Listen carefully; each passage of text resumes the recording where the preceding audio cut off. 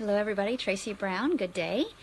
And so today I've actually done, this is about the third week of this more frequent than usual video series. And so today we talked about body image, we've been talking about self-care, just the nuances of intuitive eating. And most people, I know that nobody bargains for how much nuance there is in intuitive eating until they start doing it, and then they recognize, oh, there's a lot of things to look at. There's a lot of ways in which I need to go really micro and unpack things to not miss it, and therefore not judge myself or blame myself when things are hard. And so today we're actually going to be talking about gentle nutrition, and I want to talk about how do you know when to apply it. So it's kind of a big deal because we are still in a very if you're coming from any kind of disorder eating or chronic dieting, the fear is going to be around getting the food wrong, because we think either it's the lifesaver to keep us from getting sick, or it's the magic stuff that's going to keep us from gaining weight. And so people give it way, way, way too much power. So thank you, whoever's showing up live. I appreciate that. And if you're showing up live, let me know. And if you see the replay, just do a hashtag replay. Let me know that you showed up live or on the replay, so I can just come back and say thank you. I really appreciate people watching and sharing this with people who might need it. So anyway, it's funny because as this person with all this education about nutrition, the longer I've done this, I wouldn't say I've gotten more jaded, but kind of, because there's lots of good information out there that's helpful, and that helps people. It's just that, we're all individuals and we all inflate it. And so it doesn't mean that if you notice that a certain kind of food does or doesn't work for you, it doesn't mean that it's not real or that it's inflated for you. But in general, we overemphasize anything when it comes to food because honestly, it's just something tangible that us humans can grasp to when things are happening that we don't understand or that are uncertain, or emotionally we feel like things are out of control. It's just the bottom line. And nobody wants to feel bad, nobody wants to feel sick, nobody wants to feel in chronic pain, and so we look to whatever we can look to. So it doesn't mean that nutrition isn't important. It just means that it isn't the end-all be-all. And so how does that relate to when we're in the intuitive eating process? It is really about, let's say that, okay, so if you come to work with me, let's say, and you're asking me, okay, so when do we talk about nutrition? And I would say, well, basically, how important do you feel like that is right now to helping you with peace with your food or peace with your weight or whatever's going on? I put it always back on you. Meaning, so if you don't work with somebody like me and you're doing all this on your own, it's, well, how would you know? How would you know if there is a time that your nutrition needs to be looked at? And the answer to that question is, well, if you think about it, do you have an internal flinch of that's making me feel like I'm going to lose all the food I want to eat? Or it makes me start to think about dieting immediately. Hi, Kathy. Appreciate that. It makes me want to go to the Whole Food store or Whole Foods and buy all the things or all the supplements. Then you have your information that maybe we need to slow it down just a little bit and get really clear about, well, what is it in your body that doesn't feel good, and what's the least harmful thing you can do to start helping yourself. For example, I have clients that recognize, oh man, I think I need to eat, let's say, more fiber.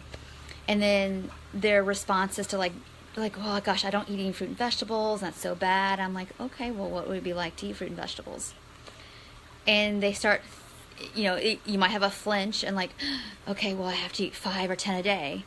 And that makes you feel uncomfortable. It even brings up thoughts of I better hurry up and do it and get this over with. And then you start dreaming about cake. That's the wrong direction to go.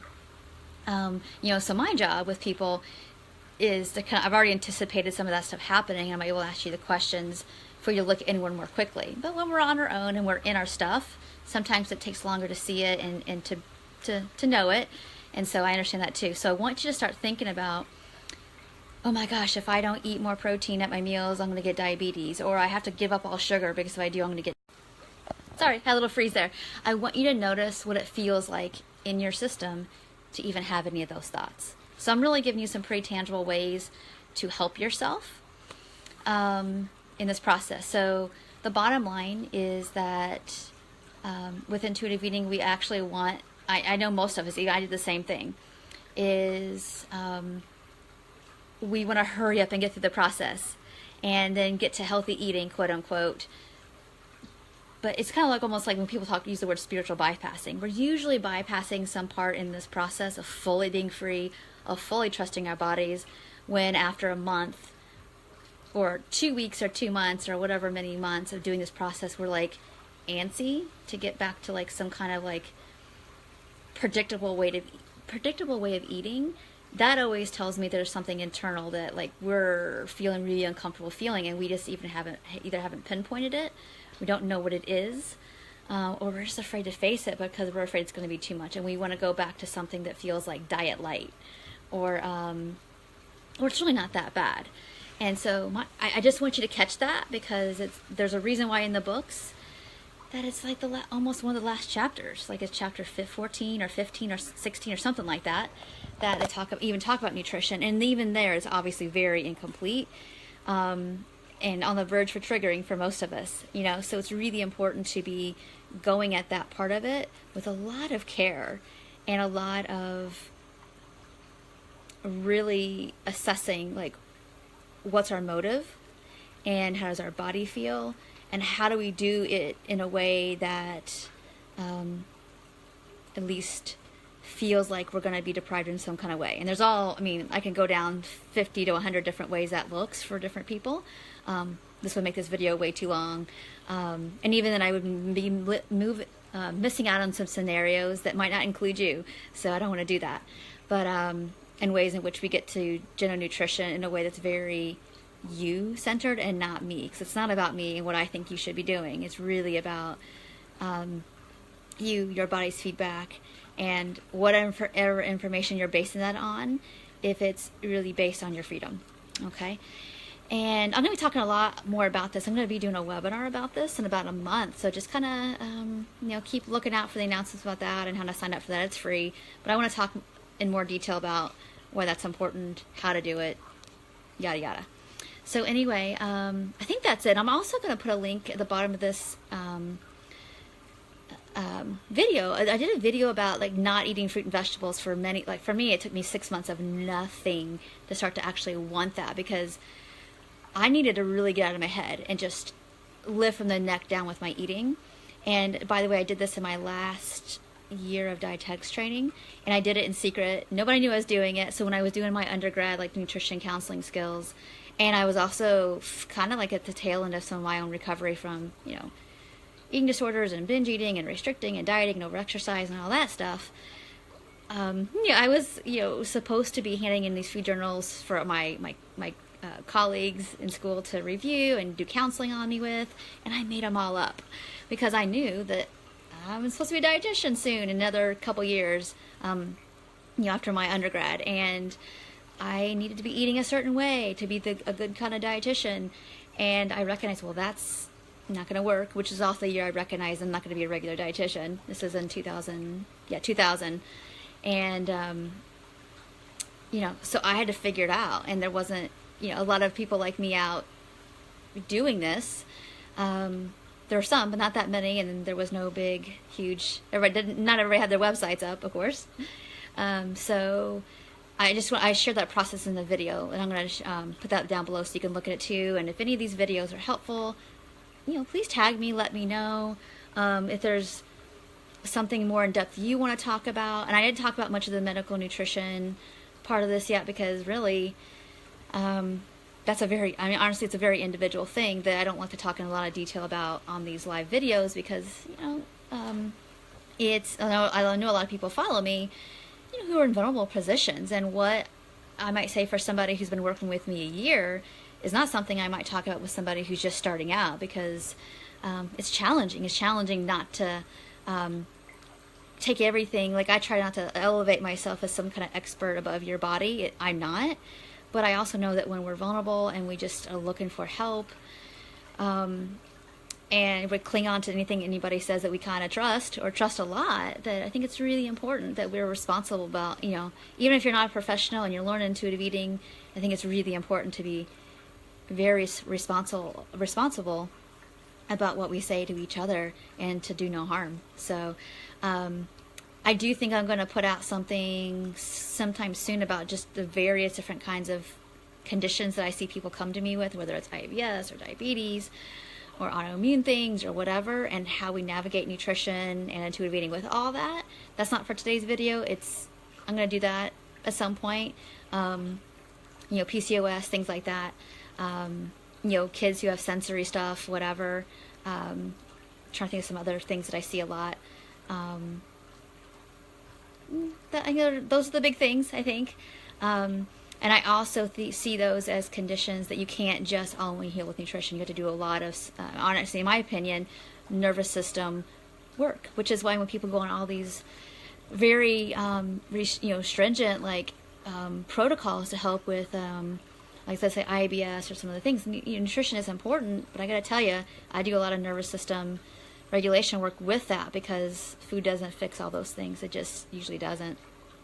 We got to look at the root of the stressors and build more capacity in our system to be a human in this world that has a lot of stress. That tends to help people's bodies relax more, to digest better in the long run anyway. So anyway, that's I just listed about 3 different other videos I could do, but just to let you know at the beginning, the first step I want you to pay attention to is when you're really like, I gotta fix my nutrition to feel better. There's probably some truth in there, possibly. But it's also, that's the go-to when we feel scared. That's the go-to when we don't feel good. And recognize that there's a way to do it in a way that's kind of titrated, not to overwhelm you, to get you back in this diet cycle. Especially when other people are like, I need you to, like, if you don't lose weight, you're going to get diabetes. If you don't do this, you're going to get that. And it's like, that's just the fear-mongering about, like, there's one thing you have to do to fix something isn't accurate. It just isn't. It's very, when I say reductionist, meaning like A plus B equals C. Well, eating sugar, let's say, doesn't cause diabetes. It's just not like that. There's a lot of factors that lead up to that happening, and even losing weight is not going to cure it. It's just, weight gain is typically a symptom, let's say, for people who've already had, who've had diabetes kind of like percolating going on for a long time, and weight gain is a symptom. It's not the cause. At least that's what I've seen. So anyway, I've gone on too many tangents, but I know I know people have a lot of questions about these things, and I can't do it all in one video, but I want to go back to listening to your body. We need to do that process first and get really good and grounded in our own personal truth, and then we can use all these other tools, including nutrition, to help us, hedge our bets the best we can, to feel the best we can with the bodies we have, and keep moving forward. So thank you for everybody that showed up live. Thank you for the thumbs up and all that good stuff. If you didn't catch the beginning, please go back and listen, because I talked about kind of getting warmed up to this topic in a minute, or at the beginning. And if you listen to the replay, please say replay in here and tag me, and I want to thank you for showing up and watching. I appreciate it. All right, talk to y'all soon, and there will be some links below this video on my Tracy Brown RD page about the how I didn't eat fruit and vegetables for 6 months, and some other stuff as well. So thank you so much, and take care. Bye.